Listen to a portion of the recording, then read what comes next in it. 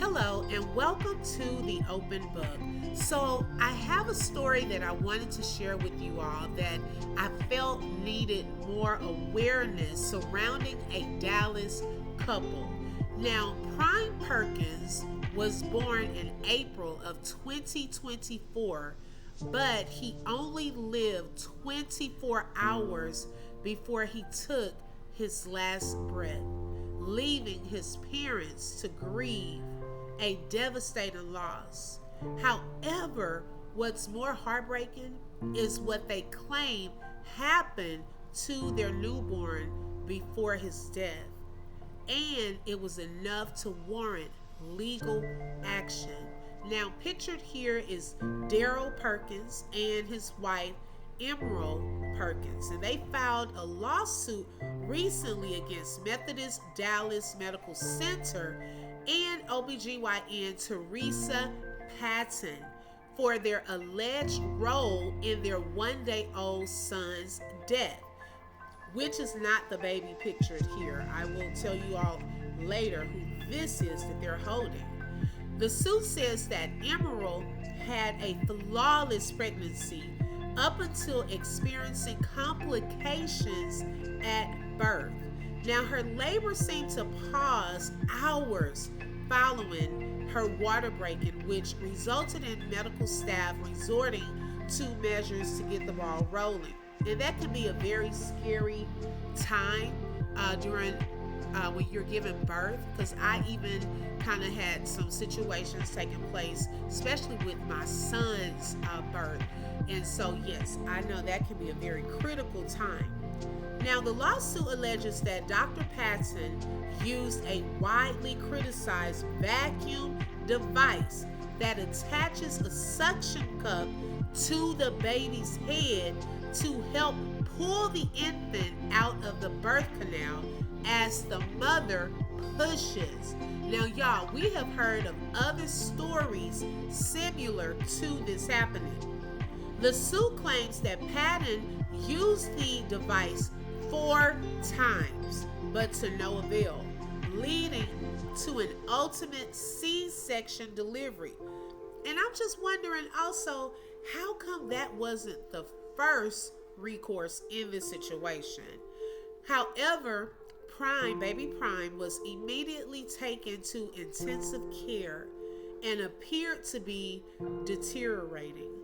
Staff told the Perkins family that the baby had contracted an infection from Emerald, his mother.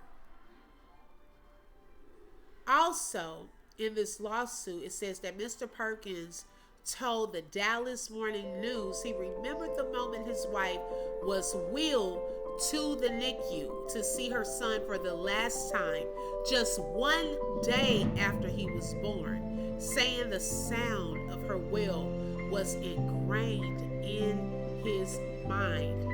And poor Emerald, she said, "God, just take me, let him live."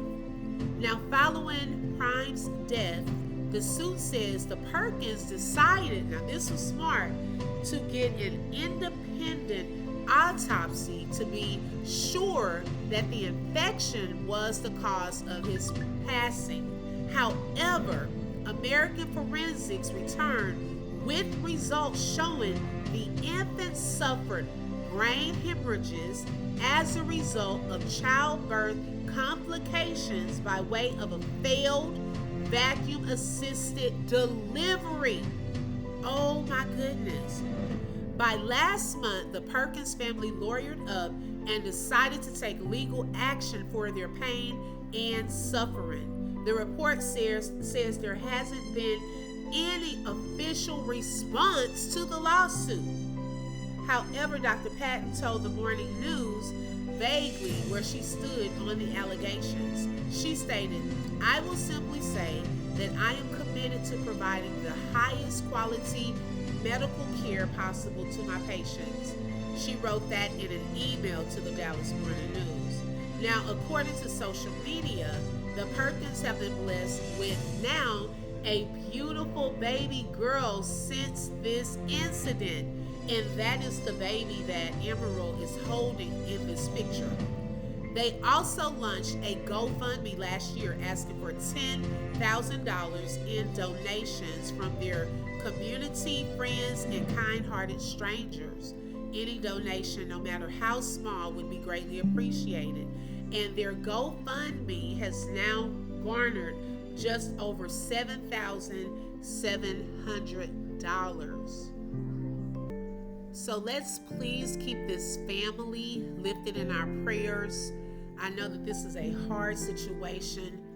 Excuse me. Anytime you've had a baby and you lose that baby, something that I can relate to, there is a pain, a void that you feel. And so now, not only was this family lied to, but now they are seeking justice for their baby Prime. So I pray that justice is served and that they are also paid for their pain and suffering from this doctor. And I just find it a little heartless, in my opinion, that neither the doctor nor the hospital has responded to this lawsuit as of yet. It was just filed May 29th. But hopefully they will. I don't know, y'all. This could get deep because it shows that there was a lack of integrity used here based off of that independent autopsy. And how are they going to explain that? I will definitely continue to follow this story because they are in for a battle. But hopefully it's not a long process and that justice will be served. Rest in peace, baby Prime. Prayers to his family. Until next time, make sure you all hit the like button. Also subscribe. And don't forget to hit the bell because you never know when I'm going to go live. Thank you and have a blessed day. Bye.